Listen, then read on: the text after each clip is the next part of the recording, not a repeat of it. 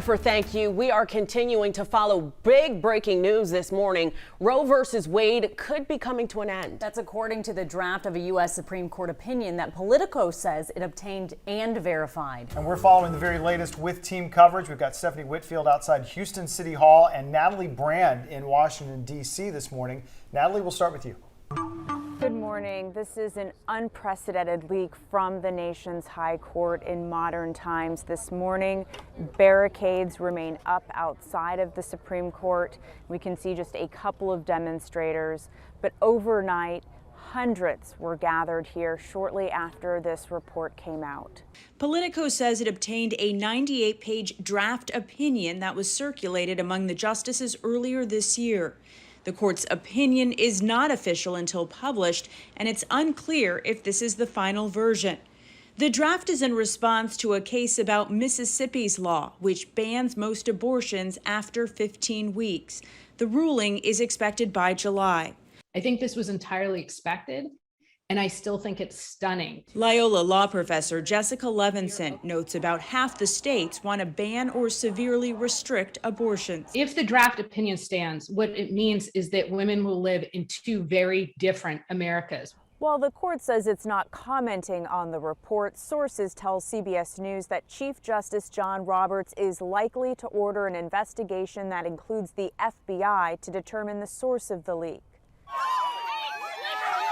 Hundreds of supporters and opponents of abortion rights clashed outside the Supreme Court overnight, a preview of the state-by-state fight that may lie ahead for both sides. According to Politico's reporting, 5 of the Republican-appointed justices agree with this draft opinion. It's unclear how Chief Justice John Roberts will ultimately vote, and it's also important to note that justices can change their minds, change their votes in the days or weeks leading up to the final decision's release. At the Supreme Court, I'm Natalie Brand. Back to you in Houston. All right, Natalie, thank you very much. And our team coverage continues here in Houston. That's right. Stephanie Whitfield is live outside City Hall with some of the reaction happening this morning. Stephanie, good morning. Yeah, Houstonians who are pro-choice will rally on the steps outside City Hall tonight at 6 o'clock. They say if this draft opinion were to become official, it would be an assault on abortion rights. The group is also very concerned about so-called trigger laws that would go into effect if the ruling is published as is. Back in June, Governor Abbott signed a law that would almost immediately outlaw abortions in Texas if a court ruling paved the way for the move. This is separate from the other so-called heartbeat abortion law recently enacted in Texas. The trigger law would take effect 30 days after the ruling. Texas doctors would face life in prison or a $100,000 fine for performing abortions. Local lawmakers quickly reacted after the Politico report dropped last night. Republican Senator Ted Cruz tweeted saying in part, "If this report is true, this is nothing short of a massive victory for life and will save the lives of millions of innocent babies."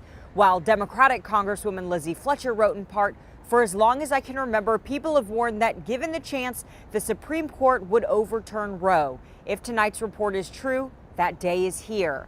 Now, no surprise, there are strong opinions on both sides of this issue, but again, we are expecting folks to protest at City Hall tonight. Dave?